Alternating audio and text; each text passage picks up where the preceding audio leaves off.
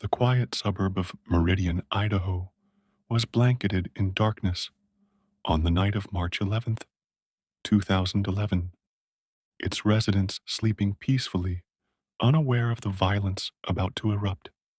At 12:37 a.m., the stillness was shattered by three thunderous gunshots echoing through the Walgreens parking lot. Within minutes, police would arrive to find two men lying in pools of blood under the harsh fluorescent lights, one already dead, the other clinging to life. Between them stood a trembling woman, her hands covering her mouth in shock, her life unraveling in real time. This wasn't just another crime of passion. This was the catastrophic climax of months of deception, betrayal, and two marriages pushed to the breaking point.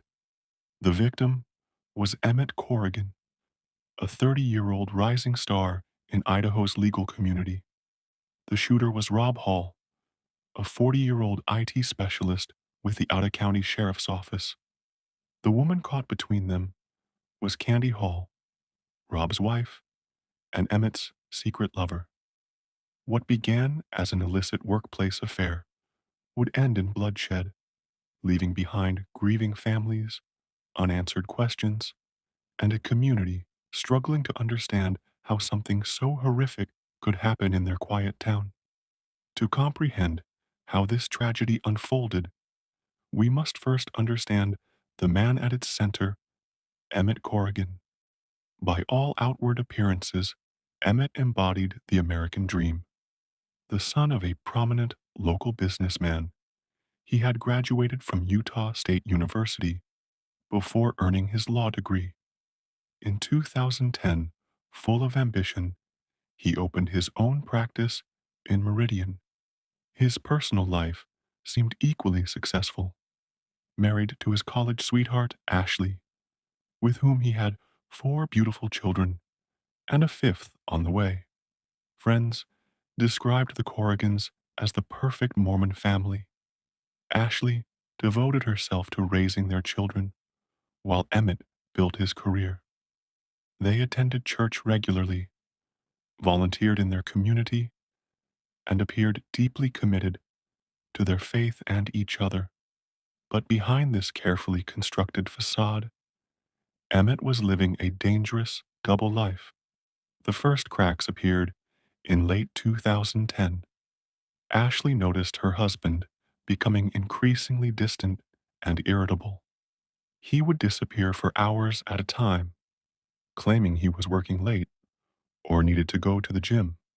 When he was home, he was quick to anger over minor things. Their children, confused by his absences, began asking if Daddy still lived with them. Ashley's suspicions grew, but she pushed them aside, attributing his behavior to the stress of starting his own practice. While the Corrigans' marriage was quietly deteriorating, another relationship was already in freefall. Candy and Rob Hall had been married for over a decade and had two teenage daughters. Like Emmett and Ashley, their romance had begun at a gym, with instant chemistry drawing them together. They had built a life in California before relocating to Idaho in search of a quieter existence. But their marriage had been strained for years. In 2009, Rob confessed to having an affair. Rather than leave him, Candy chose to stay and work on their relationship. This decision would prove fateful, as it set in motion a chain of events that would ultimately lead to tragedy. Candy's professional life was equally turbulent.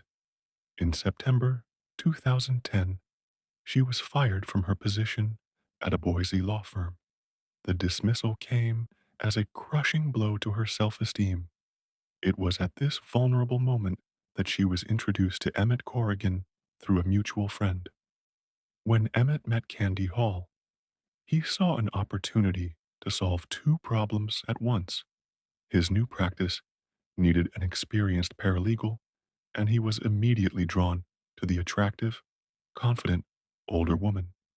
For Candy, the attention from a younger, successful attorney was intoxicating, the perfect antidote to her recent professional and personal setbacks. The chemistry between them was undeniable and almost immediately crossed professional boundaries. Co-workers at the small law office noticed the lingering touches, the private jokes, the way they would disappear together during lunch breaks. Within weeks of her hiring, the two were engaged in a full-blown affair, meeting in Emmett's office after hours, in parked cars, and in cheap motels on the outskirts of town. Their recklessness was staggering. They made little effort to hide their relationship from colleagues, who exchanged knowing glances but said nothing. This brazen behavior would prove to be their undoing, as it allowed the rumors to spread through Meridian's tight-knit legal community. As winter turned to spring in 2011, both marriages were reaching crisis points. Ashley Corrigan gave birth to the couple's fifth child in February, but instead of bringing the family closer together, the new baby seemed to drive Emmett further away. His absences became more frequent, his temper shorter. Ashley begged him to go to marriage counseling, but he dismissed her concerns, calling her paranoid and controlling. Meanwhile, Rob Hall began noticing changes in his wife's behavior. Candy was spending increasing amounts of time at work, often coming home late with flimsy excuses. Her phone, which had never been password protected before, was suddenly locked. Rob's suspicions grew, but without proof, he said nothing. The tension came to a head on March 10th, 2011. That evening, Ashley confronted Emmett about his strange behavior and repeated absences. The argument escalated until Emmett stormed out of the house, claiming he needed to clear his head. His destination? The 24-hour Walgreens on Eagle Road. At nearly the same moment, Rob Hall made a discovery that would change everything. While using Candy's phone to look up a number, he noticed a series of text messages from Emmett, messages that left no doubt about the nature of their relationship. When confronted, Candy initially denied the affair before finally admitting the truth. What happened next unfolded with the terrible inevitability of a Greek tragedy. After their confrontation, Candy told Rob she needed to get out of the house, to think. She claimed she was going to Walgreens, the same Walgreens where Emmett had gone minutes earlier. At approximately 12:15 a.m. on March 11th, Emmett and Candy met in the store's parking lot. Surveillance footage would later show them talking briefly before getting into Emmett's truck and driving away. They parked in a nearby residential neighborhood where they had sex in the vehicle. Meanwhile, Rob Hall had followed his wife. Armed with a handgun he legally owned, he waited in the Walgreens parking lot for their return. When Emmett's truck pulled back in around 12:35 a.m., Rob approached, gun in hand. Eyewitness accounts and forensic evidence would later piece together what happened next. A heated argument broke out between the two men. Candy, realizing the situation was spiraling out of control, stepped between them and pushed Rob back toward his vehicle. As she turned away, 3 shots rang out in rapid succession. When Candy turned back, she saw both men on the ground. Rob had been shot in the head, but was still conscious. Emmett lay motionless, blood spreading across his chest from wounds to his head and heart. Paramedics arrived within minutes, but it was too late for Emmett Corrigan. He was pronounced dead at the scene. Rob Hall was rushed to the hospital in critical condition, but would survive his injuries. In the days following the shooting, two very different stories emerged. Rob Hall, through his attorneys, claimed he had no memory of the actual shooting due to his head wound. His defense team argued that Emmett, who had amphetamines and steroids in his system, had attacked Rob first. In the struggle that followed, the gun had gone off, wounding Rob before he regained control and fired in self-defense. Prosecutors painted a much darker picture. They argued that Rob had brought the gun with the specific intent of confronting Emmett. After shooting Emmett twice at close range, once in the head and once in the heart, he had then turned the gun on himself in a failed suicide attempt. Adding to the mystery was Candy Hall's ever-changing testimony. Initially, she claimed she hadn't seen the actual shooting. Later, she admitted witnessing it, but gave conflicting accounts of who had fired first.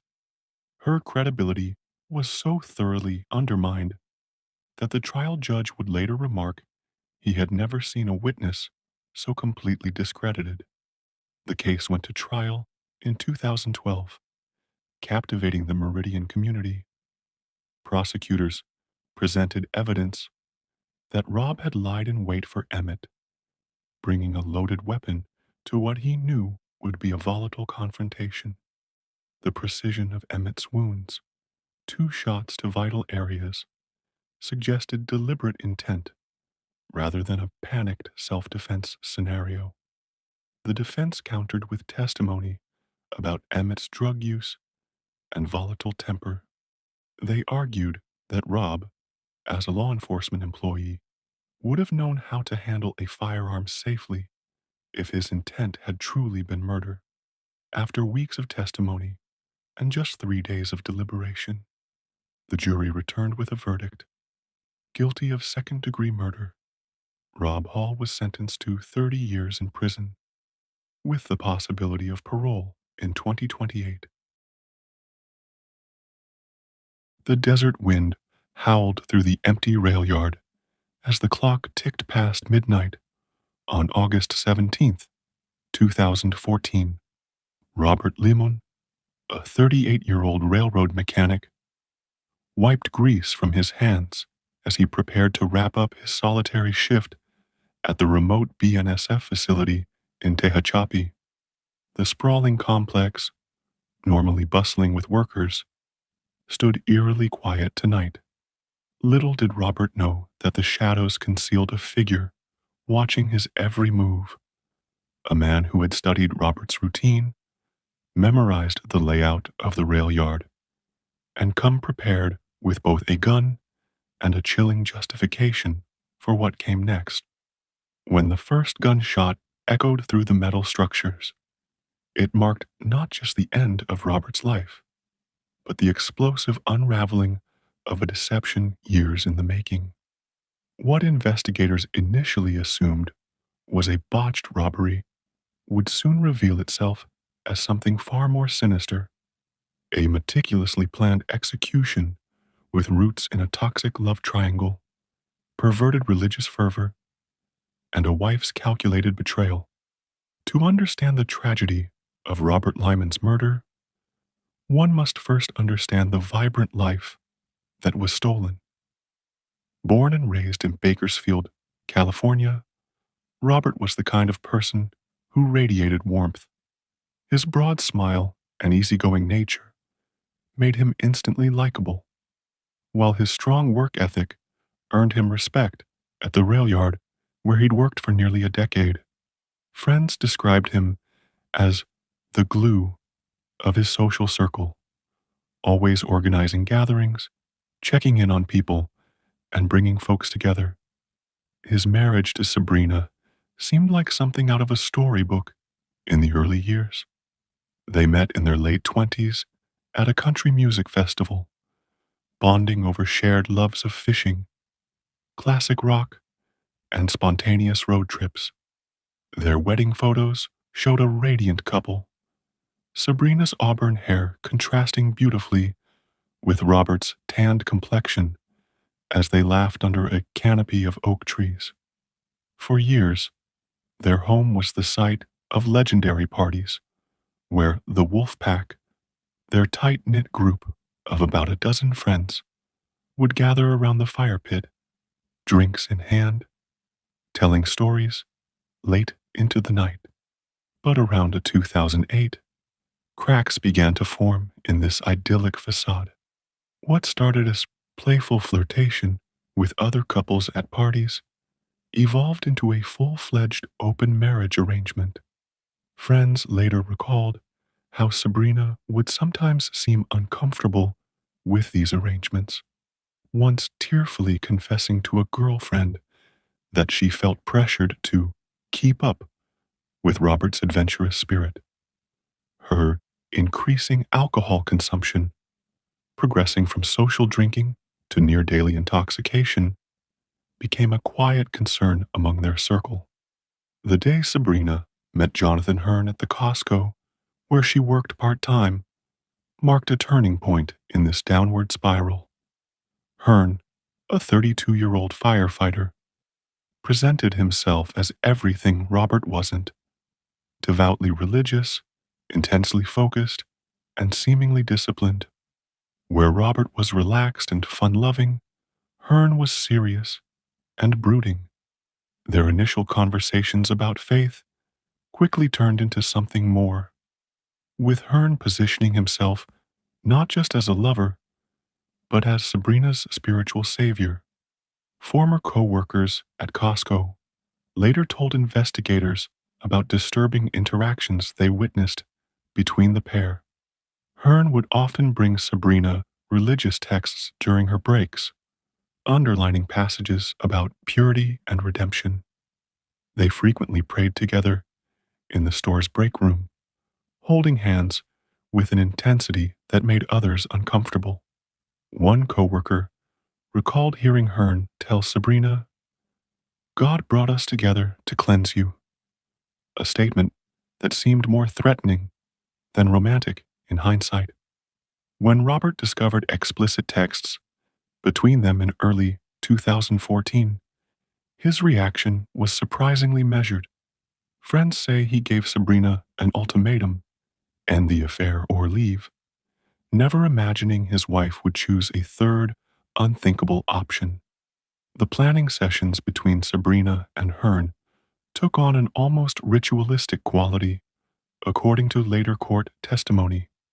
They would meet at remote parks or quiet corners of the local library, speaking in hushed tones about how to eliminate Robert without raising suspicion. The banana pudding incident, where Sabrina allegedly baked arsenic into Robert's favorite dessert, was particularly chilling in its domesticity.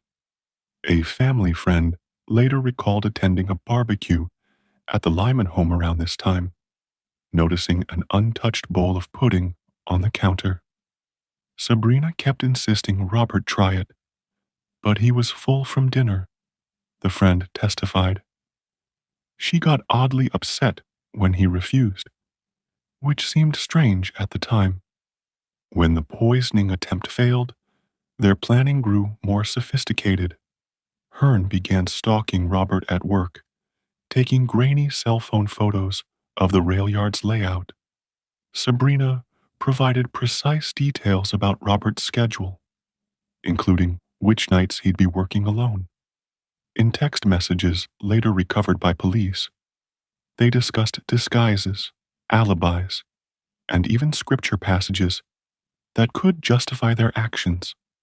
The moon was just a sliver in the sky when Hearn parked his motorcycle behind a maintenance shed at the rail yard. Dressed all in black with a ski mask tucked in his pocket, he moved with the precision of someone who had rehearsed this moment. Surveillance footage would later show him pausing near a stack of railroad ties, likely his first ambush point. Before adjusting course, when Robert unexpectedly moved to a different work area, Robert was bent over a locomotive brake assembly when Hearn made his approach. According to Hearn's later confession, Robert looked up just as the first shot was fired, his face registering shock more than fear. The second shot came as Robert slumped against the train's massive wheel. Hearn then staged the robbery scene with almost clinical precision, prying open a cash box, scattering some tools, and taking Robert's wallet to maintain the illusion. Detectives initially struggled with the case's contradictions. The staged robbery seemed too sloppy for a professional hit, yet too deliberate for a random crime. The breakthrough came from an unexpected source: Sabrina's own sister, who grew suspicious when Sabrina showed more interest in the life insurance payout than in finding Robert's killer. The wiretaps authorized on Hearn's phone revealed conversations that still haunt investigators today. In one particularly disturbing exchange, Sabrina and Hearn debated Bible passages that could justify murder, with Sabrina insisting that God would understand their actions. Another recording captured them discussing how to coach Sabrina's children, then just 8 and 10 years old, on what to tell police about Daddy's accident. The courtroom drama unfolded like something from a legal thriller. Sabrina's defense team painted her as a battered woman, manipulated by a fanatical lover, while prosecutors presented a mountain of digital evidence showing her active participation in the plot. Most damning was the testimony of a jailhouse informant who claimed Sabrina tried to hire someone to kill Hearn while they were both awaiting trial, allegedly telling the would-be hitman he knows too much. As of 2024, Sabrina remains incarcerated at the California Institution for Women, where she's reportedly become involved in prison ministry programs, a twist that some victims' advocates call grotesque, given the circumstances of her crime. Hearn, housed at a different facility, has been denied parole twice. Robert's children, now teenagers, are being raised by his sister. In a recent interview, she shared that the older child has begun asking difficult questions about that night, questions no child should ever have to ask about their own mother. The rail yard where Robert died still operates 24/7, the trains rolling on as they always have. But workers say some still avoid the spot where Robert was killed, especially on quiet nights when the wind carries an echo that sounds almost like a gunshot.